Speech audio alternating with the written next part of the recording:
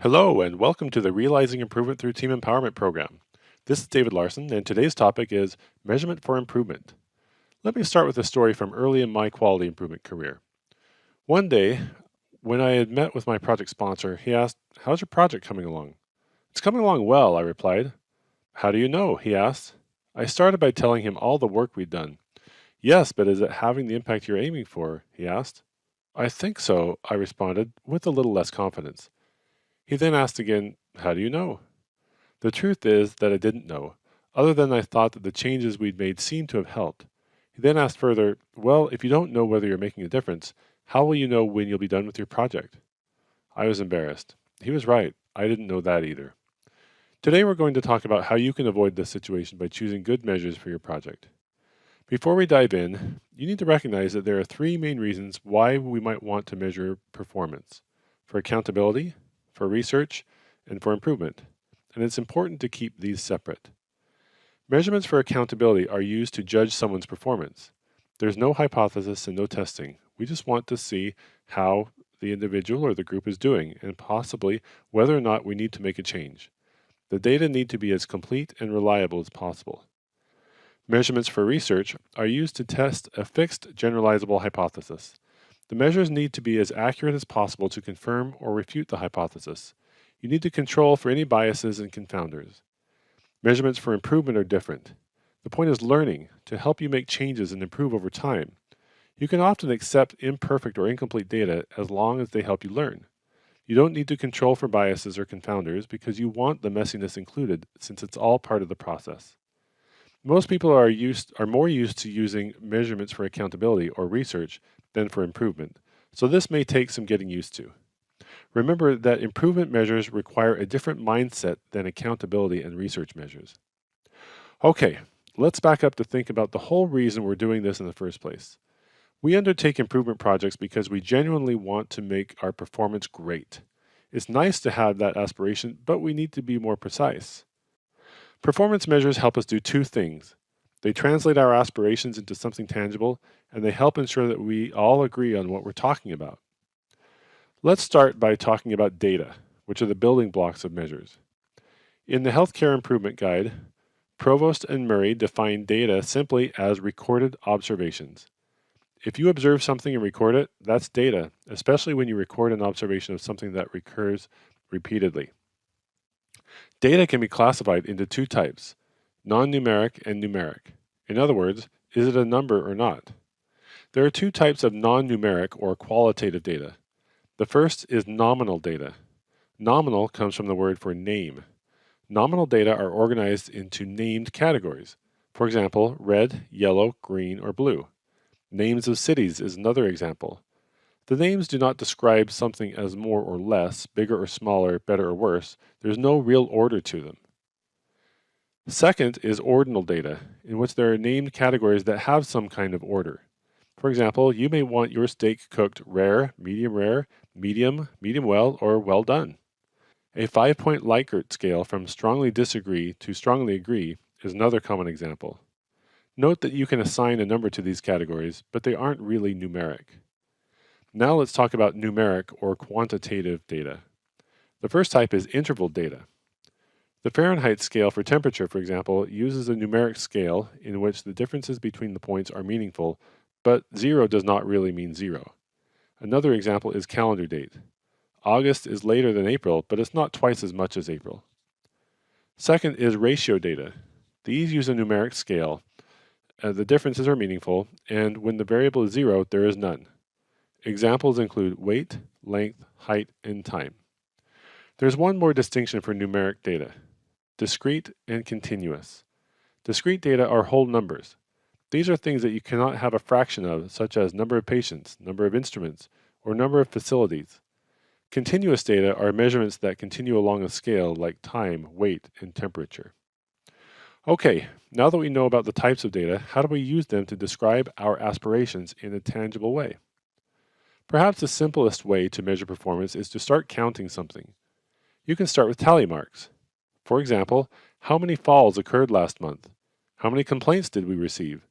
How many times was the crash cart opened? Another way to measure performance is to track the percentage of the time something happens. This looks at how many times something actually happened, the numerator, divided by how many times it could have happened, the denominator. For example, what percentage of all surgical cases started on time? What percentage of exams were performed correctly? What percentage of patients arrived for their appointment fully prepared? Now, if you're lucky, you'll be able to use actual performance data that are tracked in the electronic medical record or can be easily calculated. For example, lab values or patient weight may be readily available. Timestamps in the medical record can be used to calculate turnaround time. Okay, now you're ready to launch your project, and you're starting to think about your measures. The first question you have to answer is, what aspect of performance might you measure? Well, there are three types of measures. An outcome measure describes how well or how consistently some desired outcome of our effort is achieved.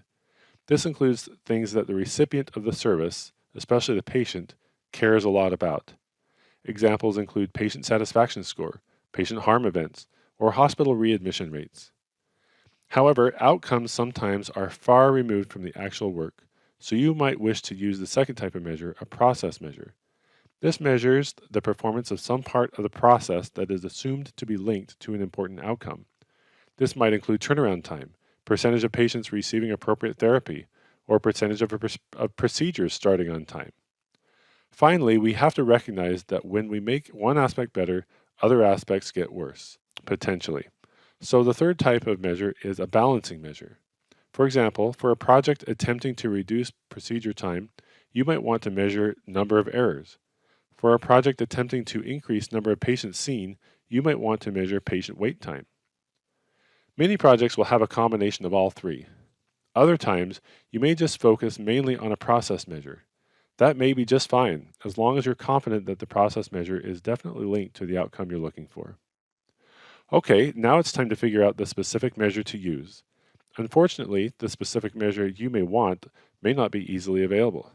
So you might be faced with the temptation to use an indirect measure that is more readily available. Don't fall into this trap. Here's an important tip. It is better to have an imprecise measure of exactly what you are trying to improve than a precise measure of something that is not exactly what you're trying to improve. Here's the thing, measures evolve. With continued effort, imprecise measures can become precise measures. Did you know that before the 1700s, if someone asked you how hot it was outside, the only way you could describe it was by using adjectives, like warm, very hot, and scorching. Imagine trying to describe patient temperature that way. But adjectives were a start. People looked at things that could be associated with those adjectives, like freezing cold and boiling hot. Freezing and boiling of water are reproducible events that can serve as a comparison. After many decades of effort, the temperature scale was born. First, the scale from Dutch physicist Daniel Gabriel Fahrenheit in 1724, then the scale from Swedish astronomer Anders Celsius in 1742. This could be measured using mercury expanding in a glass tube. Finally, we had a way to describe how high to cook our raw meat so that we didn't get food poisoning. Douglas W. Hubbard defined a measurement as a quantitatively expressed reduction of uncertainty based on one or more observations. So no measurement is perfect, but if you can express something as a reproducible number that makes you more certain than you were before, that's a measure. Sometimes when you don't know where else to start, the best way to start measuring something is just to make observations and record what you observe. After you record enough observations, you'll start to see the aspects that you and others think are important. Often, a scale will emerge in your mind, such as excellent, good, moderate, fair, and poor. Then you can get together with others who are also making observations and have a conversation about the scales you are all creating and why you are using the criteria you're using. After several discussions, you can create a common rating scale that can become increasingly objective and reproducible as you continue to discuss and test them on actual cases. Eventually, it might become something numeric, but if not, an ordinal scale may be sufficient for your project. Remember, the point of the measure is to understand whether you're improving and when you've reached your goal. If the measure allows you to do that, it served its purpose, even if it's based on something subjective like people's perception of performance. Okay, now you have your measure and you start measuring your performance. Of course, you don't just measure before and after your interventions. You have to measure regularly so that you can learn from your data and see how you're coming along toward your goal. Start by plotting your performance over time. This is called a run chart. The run chart is probably the most basic and most important tool of all of quality improvement. If you don't know how else to start on an improvement project, start by recording your observations and plot them on a chart over time. Pretty quickly, you'll realize that you need to start describing groups of data, not just single points. For example, I often see project teams create a goal like, we want to decrease our room turnover time from 20 minutes to 5 minutes. Well, this is a great start, but it's not precise enough. For example, will you only be happy if the room turnover time is less than 5 minutes for every single procedure? Or do you mean the average or mean time needs to be less than 5 minutes? If you don't specify this, you'll get frustrated later in your project when you don't know exactly whether you're meeting your goal. Let's say that we're taking an average or mean of our room turnaround time every day. Then we can take the average or mean performance of all of our days. We will call this our baseline performance. We can also put our goal right in our chart. Note all the empty space on the right side of the chart. Remember, we're planning to improve. We're going to need that space to plot our data as we watch how things change. So go ahead and keep that space open for now. Now, once we work hard to make changes to the process, hopefully we will start seeing improvement. We call this the improvement phase. Improvement usually does not happen all at once, but over time as process changes are tested, refined, and implemented. If we're successful, we will reach a new level of performance at our goal. Once the new performance is stabilized, we can calculate a new mean. Notice how our measures allowed us to translate our aspirations into something tangible, agree upon what we mean by performance, and help us see how our changes have an impact. Now, there are a few tips to keep in mind. While performance measurement allows you to see how your changes are impacting your results, performance measurement alone does not bring about performance improvement. Improvement only comes with process changes. Next, note that every point you plot allows you to learn. Therefore, more frequent measurement leads to more rapid learning, as it allows you to more quickly see the results of your process changes and other interventions. Another common mistake is succumbing to the temptation of 0 or 100%. In quality improvement, even though we ultimately strive for perfection, we accept the reality that we will never quite reach 0 or 100% on any given project, and that's okay. We might get our processes so good that we only encounter an error 1 in 1,000 times, or 1 in a million, or maybe even 1 in a billion. We can hit our target 99.999% of the time. We can engineer for that, but we can't engineer for 0 or 100%. Now, we take seriously that we will reach our project goals, and we'll never reach 0 or 100%. So we need to set our goals accordingly. It's okay, for example, to set a project goal to reduce patient falls from an average of 8 per month to an average of 2 per month or less. When you accomplish that goal, you can celebrate, and if you want, you can start another project to reduce patient falls to an average of no more than 2 falls per year. This allows you to make continued progress without becoming demoralized when you never reach 0 or 100%. Okay, we've covered a lot of territory today. We've learned that measures translate our aspirations into something tangible that we can agree on. We've learned about the differences between measurement for accountability, research, and improvement. We talked about non-numeric data that included nominal data and ordinal data. We talked about numeric data that include interval data and ratio data. We also talked about how numeric data can be discrete, meaning whole numbers, or continuous.